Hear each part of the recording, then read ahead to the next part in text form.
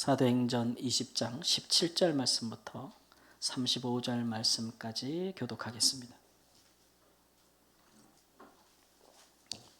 신약성경 223쪽에 사도행전 20장 17절 말씀부터 제가 읽겠습니다. 바울이 밀레도에서 사람을 에베소로 보내어 교회 장로들을 청하니 오매 그들에게 말하되 아시아에 들어온 첫날부터 지금까지 내가 항상 여러분 가운데서 어떻게 행하였는지를 여러분도 아는 바니 그 모든 겸손과 눈물이며 유대인의 간계로 말미암아 당한 시험을 참고 주를 섬긴 것과 유익한 것은 무엇이든지 공중 앞에서나 각 집에서나 거리낌 없이 여러분에게 전하여 가르치고 유대인과 헬라인들에게 하나님께 대한 회개와 우리 주 예수 그리스도께 대한 믿음을 증언한 것이라. 보라, 이제 나는 성령에 매여 예루살렘으로 가는데 거기서 무슨 일을 당하는지 알지 못하노라. 오직 성령이 각 성에서 내게 증언하여 결박과 환난이 나를 기다린다 하시나 내가 달려갈 길과 주 예수께 받은 사명 곧 하나님의 은혜의 복음을 증언하는 일을 마치려 하면은 나의 생명조차 조금도 귀한 것으로 여기지 아니하노라. 보라, 내가 여러분 중에 왕래하며 하나님의 나라를 전파하였으나 이제는 여러분이 다 내 얼굴을 다시 보지 못할 줄 아노라. 그러므로 오늘 여러분에게 증언하거니와 모든 사람에 대하여 내가 깨끗하니 이는 내가 꺼리지 않고 하나님의 뜻을 다 여러분에게 전하였습니다. 여러분은 자기를 위하여 또는 온 양떼를 위하여 삼가하라. 성령이 그들 가운데 여러분을 감독자로 삼고 하나님이 자기 피로 사신 교회를 보살피게 하셨느니라. 내가 떠난 후에 사나운 이리가 여러분에게 들어와서 그 양떼를 아끼지 아니하며 또 여러분 중에서도 제자들을 끌어 자기를 따르게 하려고 어그러진 말을 하는 사람들이 일어날 줄을 내가 아노라. 그러므로 여러분이 일깨어 내가 3년이나 밤낮 쉬지 않고 눈물로 각 사람을 훈계하던 것을 기억하라. 지금 내가 여러분을 주와 및 그 은혜의 말씀에 부탁하노니 그 말씀이 여러분을 능히 든든히 세우사 거룩하게 하심을 입은 모든 자 가운데 기업이 있게 하시리라. 내가 아무의 은이나 금이나 의복을 탐하지 아니하였고 여러분이 아는 바와 같이 이 손으로 나와 내 동행들이 쓰는 것을 충당하여 함께 읽습니다. 범사에 여러분에게 모범을 보여준 바와 같이 수고하여 약한 사람들을 돕고 또 주 예수께서 친히 말씀하신 바 주는 것이 받는 것보다 복이 있다 하심을 기억하여야 할지니라. 아멘. 이란 전쟁이 발발한 지 2달이 지났습니다. 이란의 수도 테헤란에는 셀 수 없는 많은 드론과 미사일 폭격이 이루어졌죠. 그동안 많은 폐허가 되었습니다. 그래서 이란에 있던 많은 나라의 각 주재국 대사관들이 거의 다 철수를 했어요. 아직까지도 남아있는 그 대사관이 몇 개 안 돼요. 손에 꼽을만 해요. 한 손에. 그 중에 우리 한국이 있습니다. 몇 가지 이유가 있겠지만 아직 이란에 불가피한 이유로 체류하고 있는 우리 국민이 40여 명이나 되고 또 이제 전후의 에너지라든지 원유 수급 문제에 대해서 우리 국익을 지키려는 차원 때문에 그 어려운 곳에 그 위험한 곳에 아직도 우리 대사관이 있고 거기 외교관들이 남아 있습니다. 그래서 정부에서 포상도 한다고 했잖아요. 그죠? 제가 생각해도 참 대단한 것 같지 않습니까, 여러분? 3월 초에는 대사관 인근 또 우리 외교관들이 머무는 숙소 근처에 미사일까지 떨어졌다고 하는데요. 참 국가의 부름을 받고 국가의 국익을 위해서 보냄을 받은 사람들의 사명감이 정말 대단히 투철하다. 그런 생각이 듭니다. 이런 소식을 접하면서 저도 이제 이런 생각이 들었습니다. 사명을 가진 자들은 이렇구나. 사명감이 없으면 어찌 그곳에 계속 머물러 있겠는가라는 생각이 들었죠. 국가에 충성을 다하는 사람들도 그렇다면 이제 우리는 세속 국가보다도 더 중요한 이제 더 귀한 하나님의 나라를 위해서 사는 사람들인데 만일 그 일에 주님께서 우리에게 뭔가 사명이라는 것을 주셨다면 우리는 어떻게 해야 될까? 우리의 각오와 또 우리의 결단은 세상의 충성보다도 모자랄 것인가? 아니면 넘칠 것인가? 그런 일에 제 자신을 돌아보기도 하고 또 우리 그리스도인들의 모습을 생각해 보지 않을 수 없었습니다. 우리가 읽은 우리 본문 성경에 보면은요, 밀레도라는 항구에서 바울 사도께서 에베소에 있는 장로들을 초청해서 부탁하신 말씀을 본문에 기록하고 있습니다. 본문의 내용을 자세히 읽어보시면 성령과 교회의 파송을 받아서 이제 예수님께서 주신 사명을, 선교적 사명을 수행하는 바울 사도가 어떤 각오와 어떤 결단으로 그 일들을 행했는지를 잘 보여주고 있습니다. 바울 사도는 이 일을 이제 주 예수님의 모습을 본받아서 그 모범이 되셨기 때문에 예수님께서 그렇게 자기도 행한 것이고, 또 자기가 지금까지 이렇게 행한 대로 에베소 교회 장로님들도 앞으로 교회를 섬길 때 그런 모양으로 해주시기를 바라는 간곡한 그 부탁이 묻어나 있습니다.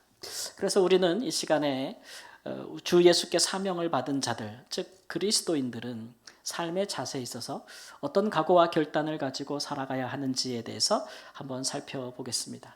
그래서 우리도 좀 우리 주님께서 우리에게 주신 사명들이 다 있을 텐데, 소명들이 있을 텐데 그런 것들을 잘 감당하면 물론이요, 그런 말미암아서 우리 하나님께서 주시는 위로와 상급, 그런 것들도 좀 받을 수 있는 그런 은혜가 있기를, 축복된 삶을 사실 수 있기를 우리 주 예수님의 이름으로 축원합니다. 주 예수께 받은 사명을 받은 바울 사도가 각오한 것이 있어요. 그것이 무엇일까요? 우리가 본론 요지 첫 번째 말씀 한 목소리 함께 읽겠습니다. 목숨을 위하여 염려하지 않고 사명을 수행했습니다. 네, 사람은 살면서 자기 목숨, 생명을 위해서 많은 염려를 하고 살죠. 근데 24절 말씀 보니까 사도 바울은 내가 주 예수께 받은 사명을 하려 하면은 내 생명조차도 조금도 귀한 것으로 여기지 아니하였다, 이렇게 고백하고 있습니다. 이 말이 무슨 말인지를 우리가 조금 더 한 걸음 더 성경 속으로 들어가 보겠습니다. 지금 바울 사도께서는 에베소 교회 장로님들이 밀레도라는 항구 도시로 오기를 청하였습니다. 거기서 만난 것이죠. 본인이 직접 에베소까지 가면 그 교회 장로님들을 만날 수 있을 텐데 그렇게 한 이유는 첫 번째는 시간이 없었어요.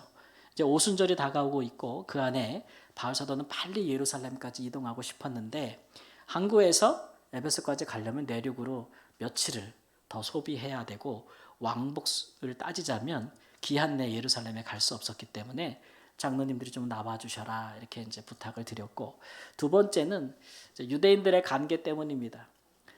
지난날 에베소에서 3년 동안 바울 사도가 선교를 했습니다. 근데 그때 유대인들이 얼마나 바울 사도를 핍박했는지 몰라요.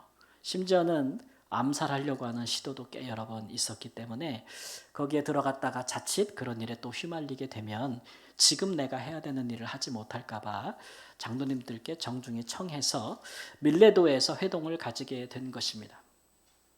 왜 예루살렘에 지금 가려고 하는가? 그러면 1차, 2차, 3차 선교 사역을 다 마치고 이제 각 도시마다 이제 교회들이, 이방인들로 이루어진 교회들이 잘 세워졌어요. 그런데 들어보니 예루살렘 교회에 큰 기근이 있어서 교회 성도들도 많이 어렵고 힘든 상황에 있다는 소식을 듣고 이방 교회들이 복음의 빚을 졌잖아요. 그래서 구제 헌금을 모았습니다. 여러 교회에서 모았으니 그 액수가 상당히 될 것 같잖아요. 그래서 그 헌금을 가지고 예루살렘에 가서 예루살렘 교회를 도우려는 의도를 가지고 있었고, 그러니까 헌금도 많고 또 바울 사도는 이게 굉장히 좋은 기회로 여겨서 각 이방교회 대표 7명을 뽑아서 함께 지금 가고 있는 중이었습니다.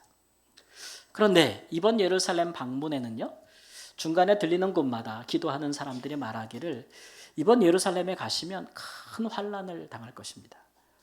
그리고 거기서 체포되실 수도 있습니다. 어떤 일을 당할지 모르겠습니다라고 기도하는 사람들이 얘기하는 거예요. 뭐가 기도하다 보면 여러분 이렇게 감이 오잖아요. 성령께서 그런 감을 주시니까 가지 않는 게 좋지 않겠습니까? 라고 여러 사람들이 권고를 했어요. 왜냐하면 이제 이 오순절에는 아시아, 당시의 아시아니까 지금의 튀르키예입니다. 그리스, 튀르키예에 있는 지역에 많은 그 유대인들이 성지 순례를 하기 위해서 예루살렘으로 가거든요. 그때 예루살렘은 수백만 명이 모여요. 근데 바울 사도가 이방의 도시에서 선교할 때 바울 사도를 핍박하고 죽이려고 하고 바울 사도의 복음을 반대했던 이들도 대거 예루살렘으로 온단 말입니다. 그러니까 그 사람들이 와서 혹시라도 예루살렘 성전이나 예루살렘 도시 내에서 바울 사도를 보게 된다면 혹은 이방교회 대표들이 바울과 함께 있는 것을 보게 된다면 어떤 불상사가 일어날지 모르는 거예요. 그래가지고 리스크가 큰 여행입니다. 이번 예루살렘 방문은.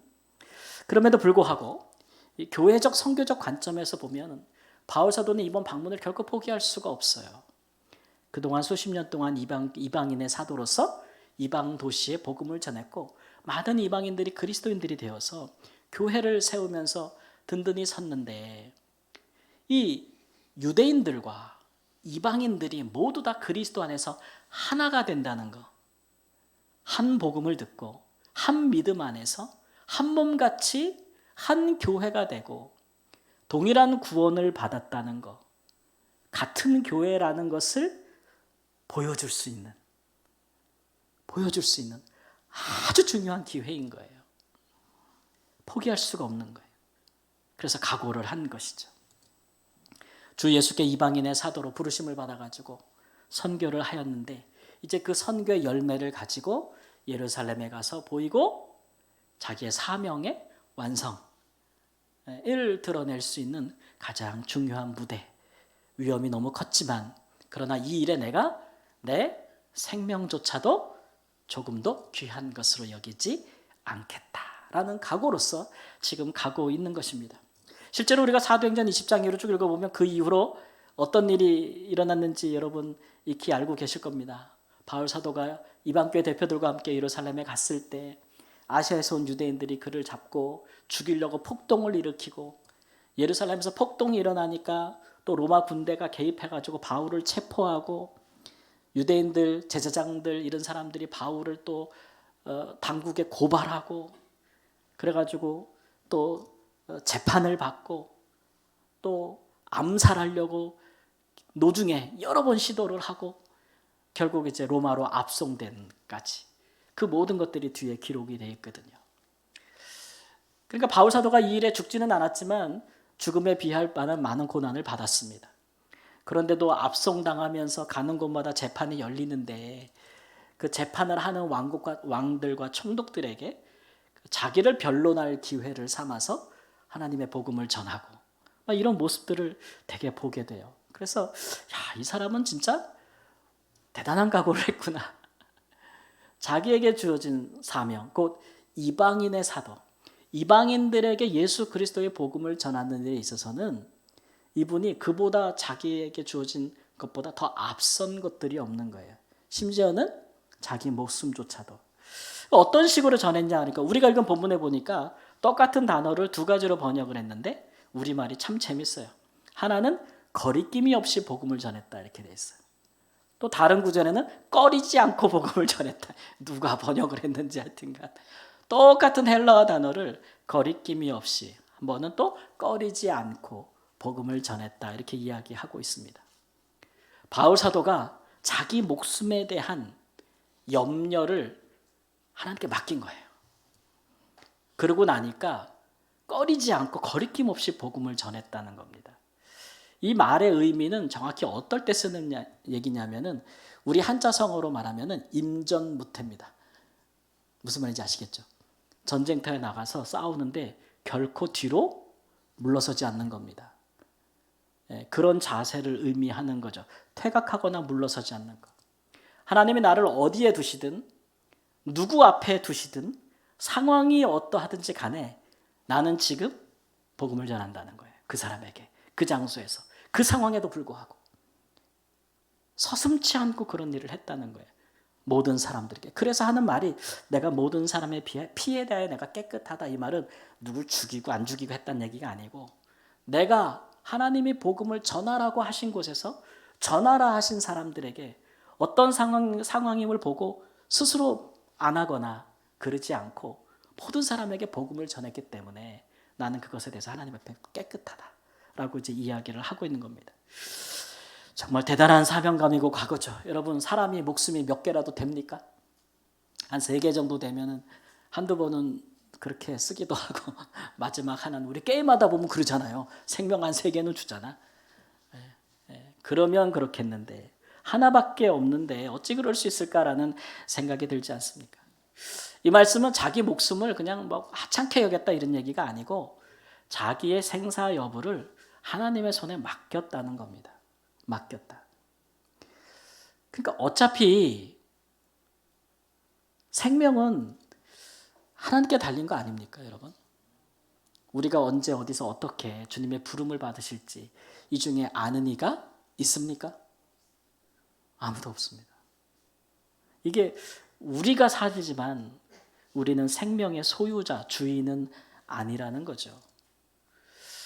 그렇기 때문에 하나님께서 또는 예수님께서 우리에게 기대하시는 것은 목숨을 때문에 너무 염려하는 삶을 살지 말라는 것. 그것은 예수님께서 산상순 마태복음 6장 마지막에서도 부탁하신 말씀입니다. 목숨을 위하여 염려하지 말라. 염려하지 말라는 거예요. 이 말씀은 네 소관이 아니다 이런 얘기입니다. 아니다. 그래야 우리가 죽음으로부터 자유한 삶을 산다는 거죠. 그러니까 바울 사도처럼 거리낌이 없이 또 꺼리지 않고 우리에게 주어진 길을 갈 수 있다는 겁니다. 우리가 목숨에 대해서 지나치게 많이 염려하고 살고 죽는 것이 나한테 달려있다고 생각하고 그런 두려움에 사로잡혀서 인생을 살게 되면 하나님께서 우리에게 주신, 예수님께서 우리에게 주신 사명대로 살지 못한다는 거예요. 이번에 이제 제가 아프리카 순회 선교를 준비하면서 기도를 하는데 이제 뭐 2주 짧은 기간 갔다 오지만 또 길이 좀 여정이 복잡하니 얼마나 기도를 했겠어요. 근데 기도를 하는데 뭘 기도를 해도 하나님이 이렇게 시원찮게 들어주시는 것 같지가 않은 거예요. 여러분 그런 마음 들어보신 적 있나요? 하나님께 기도합니다. 하나님 이번 선교에 어떻게 막 기도를 해요. 뭐 이렇게 해주시고 저렇게 해주시고 안전을 지켜주시고 뭐 모든 일을 예배해주시고 뭐 하나님 막 기도하는데 제 마음속에 하나님이 자꾸 부족하다. 제가 하나님께 드린 기도가 부족한 거예요. 하나님이 더 듣기를 원하는 기도가 저한테 있다는 거를 자꾸 제 마음속에 주시는 거죠. 그래서 제가 기도하면서도 그랬습니다. 그게 뭘까? 하나님이 나한테 무슨 기도를 듣고 싶어서 이렇게 나한테 제시나 기도하는 내 마음이 이렇게 편치 않은가 그런 생각이 들었어요. 그리고 이제 출발을 해서 2주간 다니는데 이제 제가 말라위에 5년 만에 갔잖아요. 되게 낯설 것이라고 생각을 했는데 비행기에서 딱 내리자마자 그냥 순식간에 리셋되는 것 같더라고요. 그래서 제가 여러 장소를 가봤습니다. 제가 특별히 기도하던 장소들에 가봤죠. 어느 바위 위에서 섰는데 그 장소를 이렇게 제가 가봤는데 제가 거기서 하나님께 기도했던 순간들이 생각나더라고요. 매일같이 기도해서 하나님 나 여기다 뼈를 묻겠습니다. 하나님 나 여기서 평생 살겠습니다. 여기를 하나님 이렇게 만들어주세요. 신학교를 세워주세요. 뭘 해주세요. 막 기도했던 장소들이 한 군데 생각이 났어요. 그래서 내가 저기서 저렇게 기도했었구나. 그런 생각이 한번 들었습니다. 그리고 또 다른 곳에 갔어요. 다른 곳에 갔더니 제가 거기서 영 다른 기도를 했더라고요. 그때는 제가 굉장히 몸이 쇠약하고 지금보다도 몸무게가 10몇 킬로가 빠져 있고 엄청 아플 때 하나님 앞에 제가 그렇게 기도하던 게 생생하게 떠올랐어요. 하나님 나 좀 살려주세요.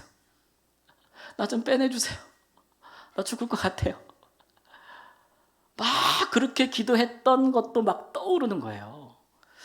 그래가지고 어떻게 내가 하나님 앞에 2가지를 기도했을까 그런 생각이 들더라고요. 그러면서 제가 지난주 여러분께 설교한 대로 어떤 게 나의 본심이었을까 하나님 앞에 진심이 아닌 기도는 없었는데 여기서 하나님 살다가 죽게 해주세요라는 기도도 드렸고 하나님 여기서 나 좀 살려주세요라는 기도도 드렸는데 어떤 기도를 하나님께서 들으시고 나에게 행하셨는가 응답하신가를 들어보니 하나님이 나를 살려주신 거죠. 결국은 빼내주시고 거기서 그러면서 그런 생각이 들었습니다. 무슨 생각이 들었냐면 내가 선교지에 있으면서 하나님 앞에 내 목숨을 온전히 맡기질 못했구나. 그런 생각이 순간 들었어요. 그런데 이제 같이 선교하는 저랑 동역하는 단체가 있지 않습니까? 그 이사장님하고 이렇게 동행하면서 들어보니 그 단체가 보통 단체가 아니더라고요. 이 재단이 선교 재단이 생겨나게 한 배경에 1대 2대 선교사님들이 다 선교지에서 선교하신 분들이에요. 한 분은 장로님이신데 사업을 하시다가 선교의 마음을 두고 사업을 접고 아프리카 케냐에 가장 세계 3대 슬럼가라고 하는 키베라라는 지역에서 선교하시다가 거기서 순교하셨고, 엄청나게 뭐 요번에도 가서 얘기를 들어보니 막 엄청나게 두들겨 맞고 막 그런데도 수천 명이나 되는 교회를 섬기시고 하다가 이제 돌아가셨고, 그분의 뒤를 이어서 또 선교하신 분은 하시다가 3년 만에 또 말라리아로 사망하셨고 하나님의 부름을 받았고, 그런 역사가 있더라고요. 이 재단이. 여러분 이게 보통 역사가 아니잖아요, 그죠? 근데 하나님이 그 일에 저를 지금 조인시키신 거예요. 야, 그러니까 하나님께서 저한테 웬만한 기도 갖고는 안 받으신다는 걸 느꼈어요. 안 받으신다는 걸 느꼈어요. 아, 하나님이 여기까지 맡기기를 원하시는구나 라는 생각을 확연히 하게 됐습니다. 이번에 만난 선교사님 중에 정말 존경하는 분들 한 분을 만났는데, 그분은 벌써 뭐 선교지에서 거의 40년 가까이 하시고 이른이 가까이 되시고 몸도 젊은 날 같지 않으시고 언제든지 하나님께서 불러가시면 갈 준비를 하고 계신 분이신데, 그분이 저랑 동행하시면서 언제든지 하나님이 데려가시면 땡큐다, 차 타고 가다 데려가시든지 비행기 타고 다 데려가시든지 데려가시면 땡큐인데 이번은 아닐 것 같아. 이번에는 아닐 것 같아서. 왜요? 그랬더니 강 목사님이 있잖아. 그러는 거예요. 저 보실 때, 성경상에 볼 때 저는 아직 사명이 많이 남은 것 같대. 그래가지고 이번에는 아닐 것 같다고 그러면서 이렇게 얘기하시면서 막 웃기도 했어요. 근데 이런 주고 가는 가벼운 말, 이런 주제가 가볍지는 않은데 굉장히 편하게 가볍게 이야기했거든요. 뭔 말이냐 하면, 하나님의 일을 하는 사람들은 자기의 육체의 생명에 대해서 과도하게 염려하거나 집착하거나 그것을 잃을까 봐 걱정하거나 이런 마음으로 살면 하나님께서 우리에게 주신 일들을 잘 하지 못한다는 거죠. 여러분 다시 한번 말씀드리지만 우리 게 아닙니다. 생명이. 우리 거면 우리가 언제 어디서 어떻게를 결정할 수 있지만 그렇지 않지 않습니까? 그래서 우리는 주님께서 우리에게 주신 말씀을 기억해야 됩니다. 목숨을 위하여 뭐 하지 말라고요? 염려하지 말라. 염려한다고 더 늘릴 수도 없고 걱정한다고 여러분 뭐 되는 것도 아니에요. 그리고 오래 산다고 다 축복이 아니고 빨리 간다고 다 저주가 아닙니다. 그렇죠? 그 사람의 생명의 가치는, 그 사람의 삶의 가치는 하나님 앞에서 그 사람이 어떻게 살았느냐가 결정하는 거죠. 우리를 죄로 말미암는 죽음에서 건지신 이도 우리 주님이시고, 우리에게 썩지 아니할 새로운 육체를 주시고 영원한 생명을 주실 분도 우리 주님이신 줄 믿습니다. 그 복음을 우리가 믿고 그리스도인이 되었는데 적어도 그러면 죽음에서는 자유해야죠. 죽음에서는 자유한 삶을 살아야 되지 않겠습니까? 그게 부활신앙 아니겠습니까? 그 부분은 하나님께 맡기시죠. 그래야 사도처럼 우리도 어디서든지 누구 앞에서든지 어떤 상황에서도 거리낌이 없이 꺼리지 않고, 사자성어로 뭐라고요? 임정무태. 거기서 하나님이 주신 하라 하신 일들을, 하라 하신 말을 할 수 있고 하신 일들을 감당할 수 있는 사명자로서의 길을 갈 수 있다라는 것을 우리가 사도로부터 배우는 것입니다. 그와 같이 하나님의 사명자로 주 예수께 받은 사명을 따라 사실 수 있는 큰 은혜가 있기를 우리 주 예수님의 이름으로 축원합니다. 주 예수께 사명을 받은 바울 사도가 결단한 것이 있습니다. 각오도 했고 결단한 것이 무엇일까요? 본론 두 번째 요지 함께 읽겠습니다. 시작. 물질을 탐하지 않고 사명을 수행했습니다. 33절 말씀 보니까 이 바울 사도는 자기가 지금 마지막이 될 수도 있는, 자기의 육체의 생명이 마지막이 될 수도 있는, 자기의 사명의 마지막 길이 될 수 있는 예루살렘 방문을 앞두고 33절에 장로들에게 말씀하기를, 그동안 내가 아무의 은이나 금이나 의복을 탐하지 아니하였습니다. 여러분들이 증인 아닙니까? 여러분들도 저와 같이 하십시오라고 부탁의 말씀을 드리고 있습니다. 탐하지 않았다라는 말을 우리가 헬라어로 원문으로 바꾸면은 어떤 의미가 되냐면 거기에 마음을 두지 않았다는 거예요. 마음을 두지 않았다. 거기에 마음을 뺏기지 않았다는 거죠. 그러니까 바울 사도는 이방인의 사도로 선교사로 평생을 살면서 이방인의 사도니까 그 사명은 뭐냐면 이방인들을 구원하는 거잖아요. 이방인들에게 복음을 전하고 이방인들을 구원하는 일에 사명이 있는데 그 일을 하면서 자기 마음을 돈에 뺏기지 않았다는 거예요. 여러분 이게 영 다른 얘기가 아닙니다. 바울 사도가 처음부터 돈에 대한 유혹, 재물에 대한 유혹을 가졌겠습니까?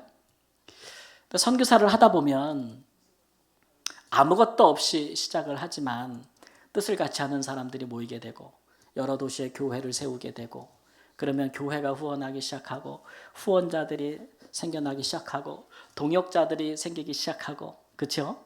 그러다 보면은 또 뭐가 들어와요? 많은 후원과 물질이 들어오게 되지 않습니까? 그러니까 그 일로 인해서 그가 물질의 마음을 뺏기지 않았다는 거예요. 물론 예수님도 그러셨죠. 그러나 제자 중에 누구는 그 물질의 마음이 뺏겨서 예수를 배반하지 않았겠습니까?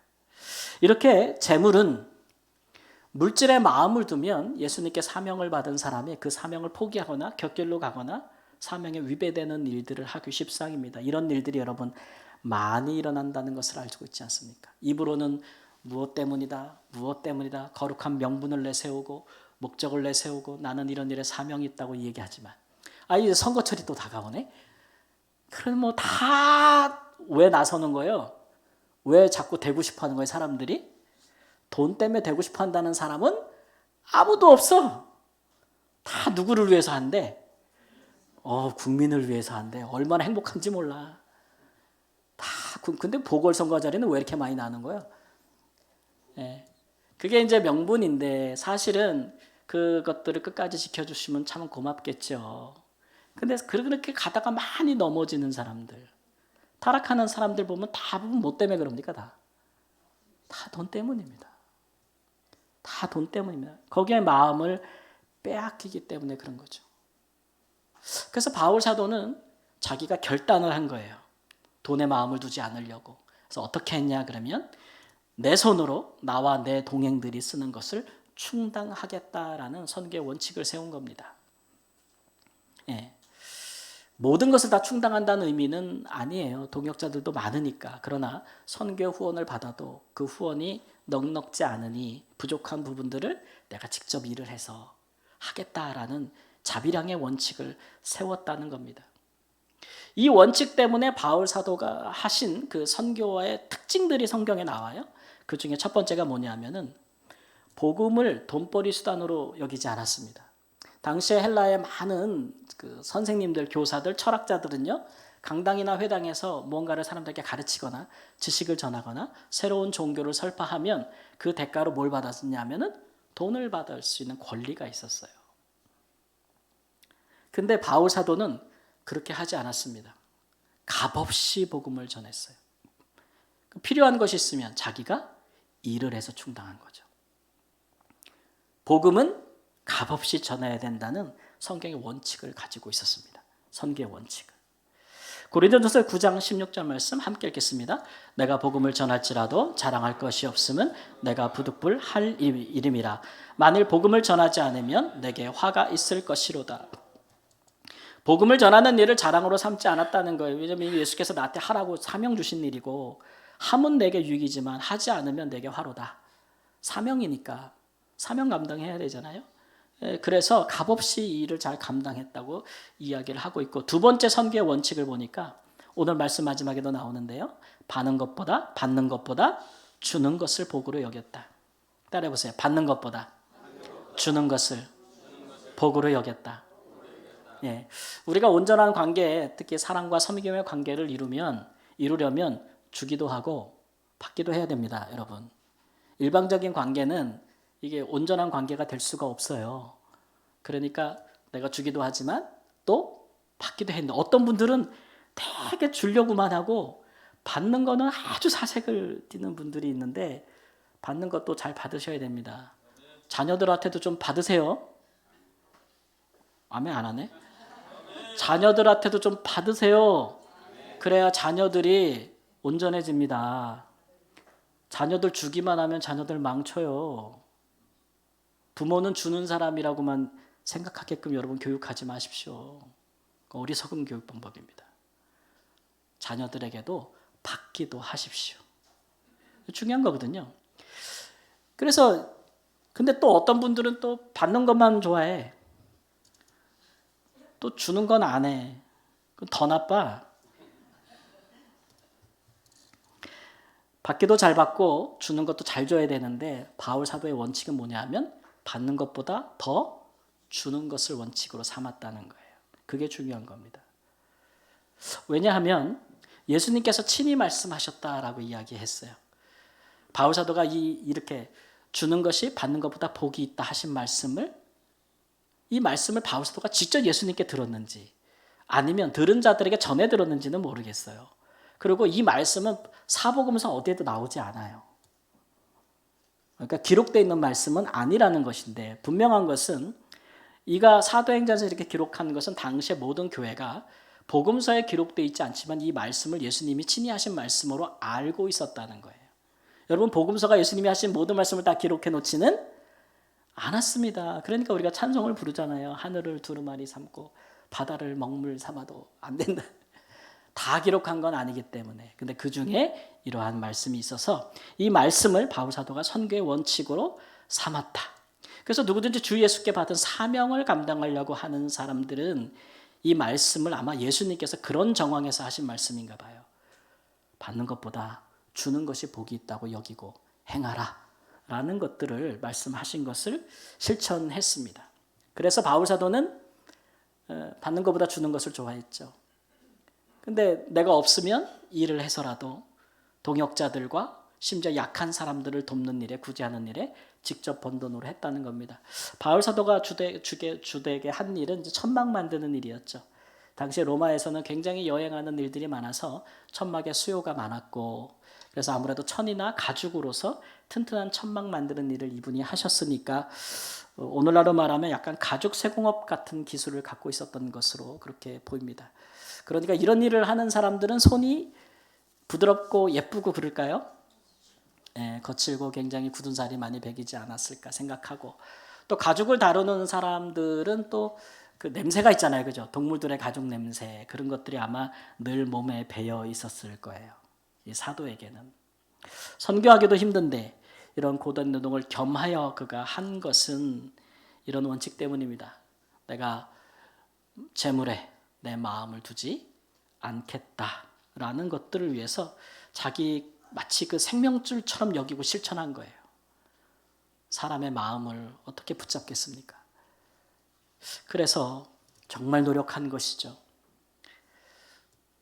노동할 수 없을 때는 교회 후원도 큰 도움이 되었지만 그러나 노동을 통해서 주기로 결단한 삶을 살기로 한 것입니다. 대단한 결단이죠. 육체의 공고함을 고난을 그렇게 스스로 할 수 있는 사람이 누가 있겠습니까? 고린도전서 9장 18절에 그 마음이 드러나고 있는데요. 함께 읽어볼까요? 그런즉 내 상이 무엇이냐? 내가 복음을 전할 때 값없이 전하고 복음으로 말미암아 내게 있는 권리를 다 쓰지 아니하는 이것이로다. 아멘. 값없이 복음을 전하고 그 다음에 복음을 전한 이후에도 당시에 많은 예수님의 다른 사도들과 혹은 선지자들은 다니면서 순회복음 선교를 하면서 각 교회들에게 헌금을 받아서 사역을 주되게 했거든요. 근데 바울 사도도 후원을 해주면 감사히 받았지만 어느 교회 가서 누구에게 나를 후원해라 라고 말하지 않았고 그 다음에 그런 권리가 자기에게 있어도 영적으로 심으면 육적으로 거둘 수 있는 권리가 있지만 성경에도 그러나 그것을 다 쓰지 않았다. 뭐 하지 않았다고요? 다 쓰지 않았다. 이런 얘기입니다. 소극적으로 사용했다는 거죠. 꼭 필요할 때만. 왜 그랬겠어요? 마음을 물질에 두지 않기 위해서. 그렇게 되면 자기 사명을 잃게 될 것을 걱정한 것이죠. 또 사도는 내가 복음을 위해서 이렇게 사는데 이방인의 사도로 선교하며 수고하는데 다른 모든 사도들보다 더 수고하지만 내 상급은 내 기업은 이 땅에 있지 않다라고 믿었습니다. 디모데후서 4장 7절 8절 말씀해 보면 나는 선한 싸움을 싸우고 나의 달려갈 길을 마치고 믿음을 지켰으니 이제 후로는 나를 위하여 의의 면류관이 예비되었으므로 주 곧 의로우신 재판장이 그날에 내게 주실 것이며 내게만 아니라 주의 나타나심을 사모하는 모든 자에게도니라. 아멘. 내가 받을 상급은 이 땅에서 돈 많이 받는 거 아니라는 거예요. 재산 축적하는 거 그거 아니라는 거예요. 나는 하나님께로부터 받을 상급을 기대한다는 거죠. 의의 면류관을 기대하고. 근데 이게 비단 바울 사도에게만 한정된 것이 아니라고 말씀하지 않습니까? 주의 나타나심을 사모하는 모든 자, 모든 성도들도 마찬가지라는 거죠. 이 땅에서 살면서 우리가 제가 늘 말씀드리지만 선교사로 사는 겁니다, 우리는. 근데 마음을 물질에 두지 않아야 우리의 사명을 잃지 아니할 것이고 받는 것보다는 주는 자로 살라 하신 주님의 말씀을 실천할 수 있다 라고 말씀하고 있는 겁니다. 자기가 수고하는 것을 이 땅에서 다 받고자 하는 사람, 그런 그리스도인들, 그래서 타락하고 그를 따랐던 많은 사람들을 실족하게 하는 그런 사람들을 우리가 너무나 많이 보고 있지 않습니까? 너무나 많이. 선교제 가면 선교를 하시는 두 가지 형태가 있는데, 선교사님들이 하나는 돈으로 하는 선교가 있고 하나는 복음으로 하는 선교가 있습니다.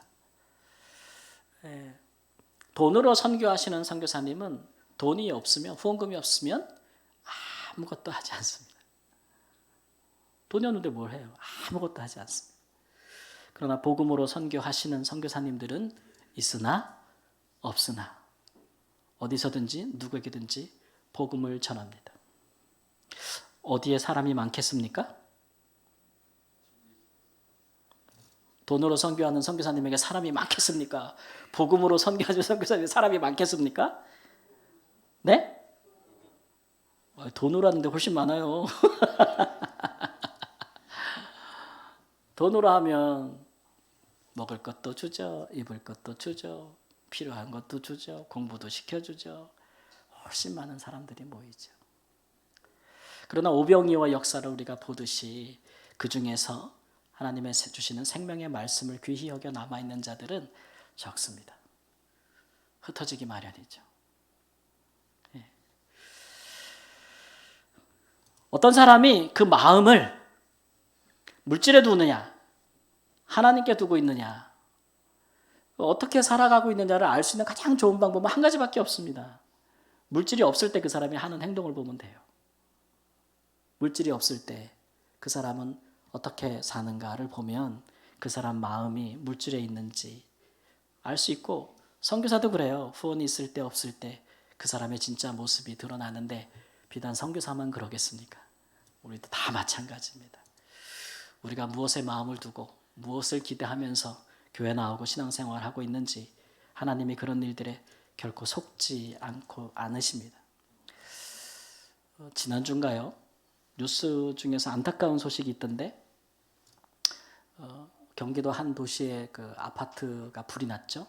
두 부부가 사망하셨는데 경제적인 어려움 때문에 사망하신 걸로 불을 지르고, 그래서 이제 집이 경매에 넘어가고 이사를 나가셔야 되는데 그것이 얼마나 힘드셨든지 차라리 삶을 포기하는 것을 택하신 그런 뉴스인데, 이런 뉴스들 많은 것 같아요. 심지어는 내가 그렇게 경제적으로 어려워지면 우리 아이들이 어떻게 살까, 그것을 비관해서 아이들 먼저 그렇게 보내고 자기도 그런 선택을 하는 그런 뉴스들 가끔씩은 많이 나오지 않습니까? 그런 걸 보면 우리 세대가 사람의 목숨만큼 귀히 여기는 건 없는데, 사실 우리가 사는 시대는 목숨보다 재물을 더 귀히 여기는 시대가 됐구나 라는 생각이 사실 들기도 해요.